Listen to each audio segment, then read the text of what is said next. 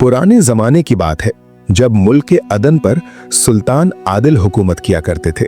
सुल्तान अपने नाम की तरह निहायत इंसाफ पसंद, बहादुर और रहमदिल इंसान थे। उनकी सल्तनत में परिंदा भी पर नहीं मार सकता था, क्योंकि उनके अदलो इंसाफ की धाक दूर दूर तक फैली थी। सुल्तान का मानना था कि एक बादशाह अपनी रियाया का बाप होता है और उनका दुख सुख उसका अपना होता है। सुल्तान का महल अपनी अजमत और खूबसूरती के लिए मशहूर था, लेकिन सुल्तान का दिल सादगी पसंद था। उनकी शादी के लिए पूरा दरबार और उनके सगे चचा जान मुद्दतों से जोर दे रहे थे। चचा जान की एक बेटी थी जिसका नाम ज़ुहरा था। ज़ुहरा हुस्न में तो बेमिसाल थी, लेकिन उसका मिजाज निहायत मगरूर और दिल हसद से भरा हुआ था। वो समझती थी कि सुल्तान की मलिका बनने का हक सिर्फ उसे है। एक सुहावनी सुबह सुल्तान ने शिकार का इरादा किया। शाही लश्कर घोड़ों की टापों और नकारों की गूंज के साथ जंगल की तरफ रवाना हुआ। सुल्तान अपने तेज रफ्तार अरबी घोड़े पर सवार लश्कर से काफी आगे निकल गए। शिकार के ताक़ुब में वो ऐसे खोए कि उन्हें वक्त और सिमत का अंदाजा ही न रहा। अचानक मंजर बदला। आसमान पर काली घटाएं छा गईं और देखते ही देखते तेज आंधी चलने लगी। जंगल के दरख्त जोर जोर से हिलने लगे, जैसे कोई खौफनाक साया उन्हें डरा रहा हो। सुल्तान ने अपने साथियों को पुकारा, लेकिन उनकी आवाज तेज हवाओं के शोर में दब कर रह गई। रेत और धूल के गुबार ने आंखों के सामने अंधेरा कर दिया। सुल्तान अपने लश्कर से पूरी तरह बिछड़ चुके थे। जैसे जैसे शाम के साए गहराते गए, सुल्तान की फिक्र बढ़ती गई। वो जंगल खूनख्वार जानवरों का मस्कन था। अंधेरी रात में रास्ता तलाश करना नामुमकिन था। सुल्तान ने घोड़े की लगाम ढीली छोड़ दी और अल्लाह के भरोसे आगे बढ़ने लगे। तभी दूर कहीं उसे धुएं की एक बारीक लकीर आसमान की तरफ उठती दिखाई दी। सुल्तान उस धुएं की सिमत बढ़े तो देखा कि घने पेड़ों के झुरमुट में एक छोटी सी टूटी फूटी मगर साफ सुथरी झोंपड़ी है। सुल्तान ने घोड़े से उतरकर दरवाजा खटखटाया। अंदर से एक ज़ईफ यानी बूढ़ा आदमी जो खांस रहा था बाहर आया। सुल्तान ने अपना असली तारुफ छुपाया और कहा, बाबा जान, मैं एक मुसाफिर हूँ, रास्ता भटक गया हूँ और बाहर मौसम निहायत खराब है। क्या मुझे एक रात की पनाह मिल सकती है? बूढ़े लकड़हारे ने दरियादिली दिखाते हुए कहा, बेटा, ये गरीब का घर जरूर है, लेकिन मुसाफिर के लिए हमारे दिल और दरवाजे हमेशा खुले हैं। अंदर आ जाओ। सुल्तान जैसे ही अंदर दाखिल हुए, उनकी नजर एक नौजवान लड़की पर पड़ी जो चिराग की लौ में कुछ काम कर रही थी। वो लड़की निहायत हसीन थी, लेकिन उसके हुस्न में कोई बनावट नहीं थी। उसकी सादगी ऐसी थी कि सुल्तान को अपने महल की रक्कासाएं और अमीर ज़ादियां उसके सामने बेनूर लगने लगीं। वो बूढ़े लकड़हारे की बेटी थी। उस लड़की ने बड़ी अकीदत के साथ सुल्तान के लिए दस्तरख्वान बिछाया। साना सादा था, जंगल की कुछ सब्जियां और सूखी रोटियां, लेकिन उस खाने में जो लज्जत और खुलूस था वो शाही पकवानों में भी मैसर नहीं था। सुल्तान ने महसूस किया कि ये लड़की न सिर्फ खूबसूरत है, बल्कि इसकी गुफ्तगू में एक तहजीब और सलीका है। उस रात सुल्तान को एक चटाई पर नींद आई, लेकिन वो नींद ऐसी सुकून भरी थी जो रेशम के गद्दों पर भी नहीं आती थी। रात भर सुल्तान यही सोचते रहे कि जमाना कितना अजीब है। यहाँ जंगल की खाक में एक ऐसा हीरा छुपा है जिसकी चमक महलों को रोशन कर सकती है। सुबह होते ही मौसम खुशगवार हो गया। सुल्तान ने बूढ़े और उसकी बेटी का तहे दिल से शुक्रिया अदा किया और अपने घोड़े पर सवार होकर महल की तरफ रवाना हुए। महल पहुंचते ही उनका इस्तकबाल किया गया, लेकिन सुल्तान का दिल और दिमाग तो उसी झोंपड़ी में अटका हुआ था। चचा जान ने वजीर के साथ मिलकर फिर से शादी का जिक्र छेड़ा। उन्होंने कहा, बादशाह सलामत, अब ज़ुहरा बेटी से आपके निकाह की रस्म पूरी हो जानी चाहिए। पूरी सल्तनत इस खुशी का इंतजार कर रही है। सुल्तान ने बड़ी संजीदगी से जवाब दिया, चचा जान, निकाह सिर्फ दो खानदानों का मिलाप नहीं होता, बल्कि दो रूहों का रिश्ता होता है। मैंने फैसला कर लिया है कि मैं उस लड़की से शादी करूंगा जिसने कल रात एक अजनबी मुसाफिर की जान बचाई और उसकी खातिरदारी की। वो उस जंगल के लकड़हारे की बेटी है। ये सुनते ही दरबार में सन्नाटा छा गया। ज़ुहरा जो पर्दे के पीछे खड़ी ये सब सुन रही थी, गुस्से से आग बगूला हो गई। उसके दिल में नफरत की एक ऐसी चिंगारी भड़की जिसने आने वाले वक्त में कई खुशियों को जलाकर राख कर देना था। उसने वहीं खड़े खड़े अहद किया कि वो उस जंगली लड़की को कभी चैन से जीने नहीं देगी। सुल्तान ने अपनी बात पर कायम रहते हुए शाही सवारी भेजी और बड़े एहतराम से उस लकड़हारे और उसकी बेटी को महल बुलाया। लकड़हारा डरते डरते महल पहुंचा, लेकिन जब उसे पता चला कि वो मुसाफिर कोई और नहीं बल्कि मुल्क का सुल्तान था, तो उसकी आंखों में खुशी के आंसू आ गए। यूं धूमधाम से सुल्तान का निकाह उस लकड़हारे की बेटी से हो गया। वो अब मुल्क की मलिका थी। लोग उसे उसकी खूबसूरती और रहमदिली की वजह से मलिकाए आलम कहने लगे। लेकिन महलों की दीवारें जितनी ऊंची होती हैं, उनके पीछे की साजिशें उतनी ही गहरी होती हैं। चचा जान और उनकी बेटी ज़ोहरा ने अब वजीर आजम को अपने साथ मिला लिया था और मलिका के खिलाफ जहर घोलना शुरू कर दिया था। लकड़हारे की बेटी अब मुल्क के अदन की मलिका बन चुकी थी। उसके कदम पड़ने से महल के कोनों में जैसे नूर उतर आया था। वो हर एक से नरमी और खुलूस के साथ पेश आती, यहाँ तक कि उन कनीजों का भी हाल पूछती जिन्हें कोई इंसान तक न समझता था। लेकिन दूसरी तरफ चचा जान की बेटी ज़ोहरा और वजीर आजम के दिलों में नफरत की आग भड़क रही थी। ज़ोहरा का तकब्बुर उसे ये मानने की इजाजत नहीं दे रहा था कि एक मामूली लकड़हारे की बेटी उस तख्त पर बैठे जिस पर बैठने का ख्वाब उसने बचपन से देखा था। वक्त गुजरता रहा। शादी के पहले साल मलिका के यहाँ एक निहायत खूबसूरत शहजादी की पैदाइश हुई।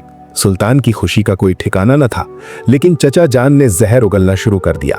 उन्होंने सुल्तान के कान भरने शुरू किए, बादशाह सलामत, बेटियां तो पराया धन होती हैं, सल्तनत की बका और तख्त का वारिस तो शहजादा ही होता है। सुल्तान ने इन बातों को हंसी में उड़ा दिया, क्योंकि वो अपनी मलिका और नन्ही शहजादी से बेपनाह मोहब्बत करता था। अगले साल फिर एक शहजादी ने जन्म लिया। अब चचा जान और वजीर को अपनी साजिशें कामयाब होती नजर आने लगीं। उन्होंने दरबारियों में ये बात फैलानी शुरू कर दी कि ये मलिका मनहूस है, जो वारिस देने के बजाय सिर्फ बेटियां पैदा कर रही हैं। जब ज़ोहरा ने देखा कि सुल्तान किसी भी सूरत अपनी मलिका का साथ छोड़ने को तैयार नहीं है, तो उसने एक निहायत खौफनाक मंसूबा बनाया। उसने वजीर को अकेले में बुलाया और कहा, वजीर आजम, अगर तुम मेरा साथ दो तो मैं तुम्हें वो सब कुछ दूंगी जिसका तुमने कभी ख्वाब देखा होगा। बादशाह के बाद इस सल्तनत पर हमारा इख्तिदार होगा। वजीर, जो पहले ही लालच का मारा था, इस साजिश में शामिल हो गया। एक काली और तूफानी रात, जब सुल्तान सरहद की पहरेदारी के सिलसिले में महल से दूर थे, वजीर ने ज़ोहरा के इशारे पर मलिका के ख्वाबगाह में एक निहायत जहरीला काला नाग छोड़ दिया। मासूम मलिका अपनी दोनों नन्ही बच्चियों को सीने से लगाए सो रही थी। सांप ने मलिका को डस लिया। उसकी चीख भी गले में ही दबकर रह गई। जहर इतनी तेजी से फैला कि चंद मिनटों में मलिका का गोरा जिस्म नीला पड़ गया और वो अपनी मासूम शहजादियों को इस बेरहम दुनिया में तन्हा छोड़कर मौत के आगोश में चली गई। सुबह जब सुल्तान वापस आए तो महल में मातम बरपा था। अपनी महबूब मलिका की लाश देखकर सुल्तान पर जैसे दुखों का पहाड़ टूट पड़ा।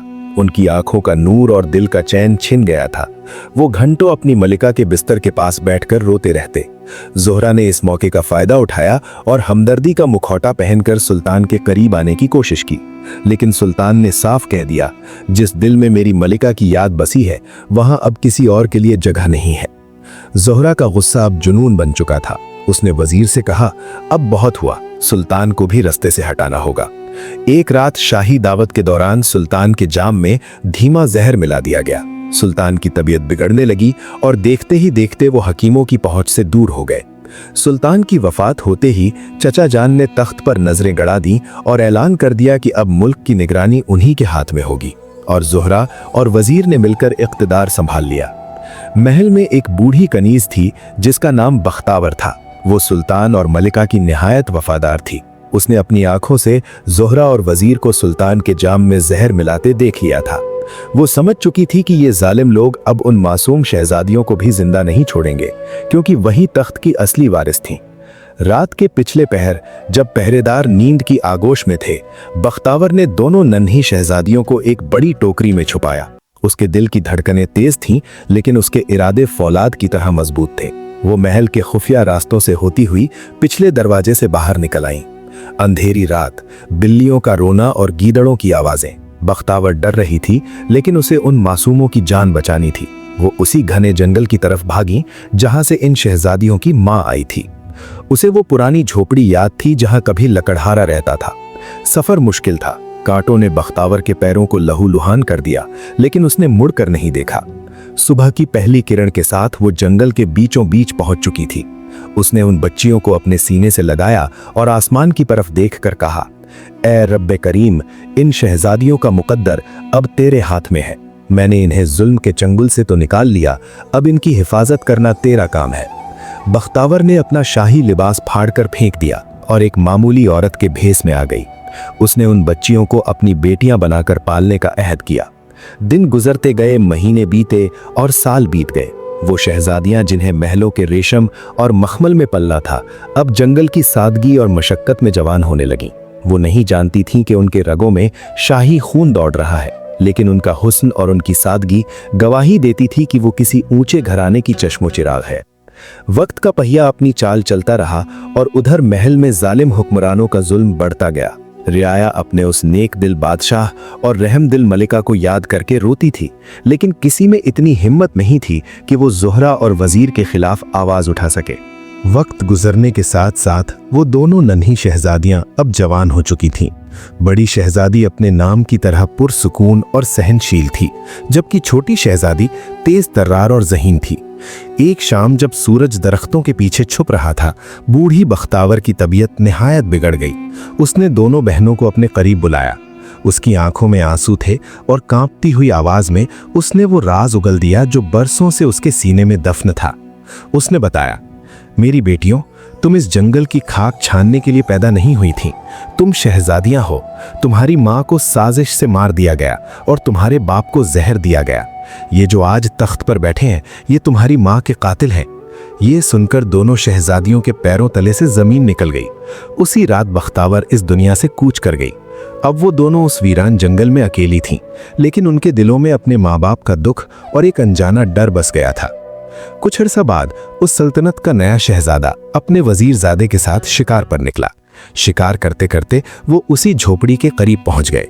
शहजादे ने तीतर शिकार किए और वजीरजादे को हुक्म दिया कि इन्हें भून कर लाओ। वजीरजादा आग जलाकर तीतर भूनने लगा कि अचानक उसकी नजर झोपड़ी के बाहर खड़ी बड़ी शहजादी पर पड़ी। उसका हुस्न ऐसा था जैसे घने बादलों के बीच से चांद निकल आया हो। वजीरजादा उसे देखता ही रह गया और इधर आग पर रखे तीतर जलकर कोयला हो गए। शहजादी को उस पर तरस आया।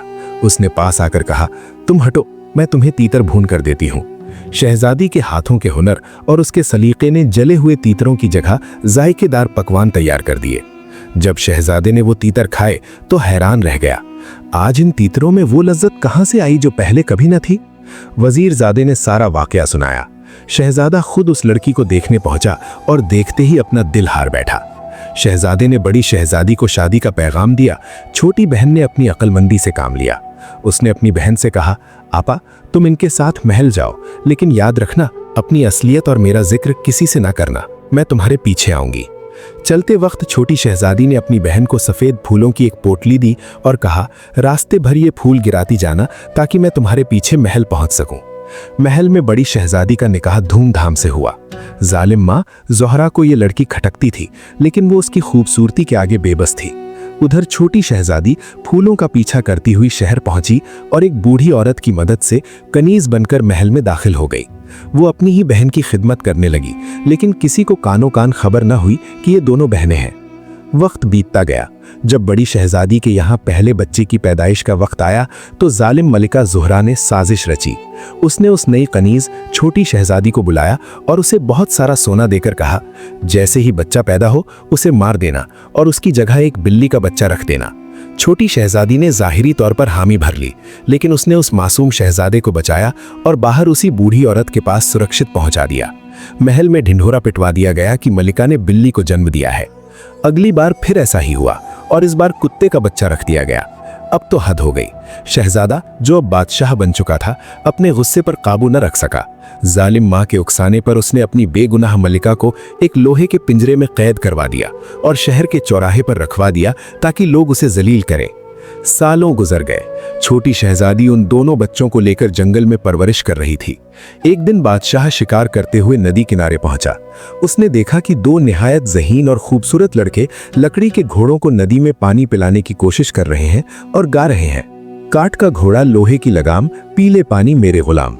बादशाह ठहाका मारकर हंसा और बोला, नादान बच्चों, क्या कभी लकड़ी के घोड़े भी पानी पीते हैं? बड़े लड़के ने पलक झपकते ही जवाब दिया, ए बादशाह, अगर लकड़ी का घोड़ा पानी नहीं पी सकता तो क्या कोई औरत बिल्ली या कुत्ते के बच्चे को जन्म दे सकती है? बादशाह का दिल धक से रह गया। वो समझ गया कि यहाँ कोई बहुत गहरा राज है। वो उन बच्चों के पीछे झोपड़ी तक पहुंचा जहां छोटी शहजादी मौजूद थी। उसने नकाब हटाया और सुल्तान के सामने सारी हकीकत बयान कर दी। उसने बताया कि कैसे उसकी मां ने साजिश की और कैसे उसने अपनी बहन और इन शहजादों की जान बचाई। बादशाह की आंखों से पछतावे के आंसू बहने लगे।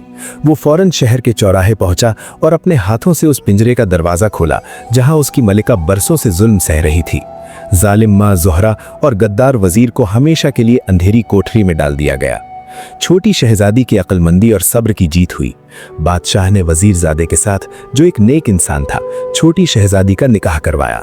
पूरे मुल्क में खुशियों के चिराग जलाए गए और वो सल्तनत जो कभी आंसुओं में डूबी थी, अब दोबारा मुस्कुराहटों से गूंज उठी। दोस्तों, अगर कहानी पसंद आई हो तो रियल RK स्टोरीज को अपना प्यार दें, वीडियो को लाइक करें और चैनल को सब्सक्राइब जरूर करें। मिलते हैं अगली कहानी में।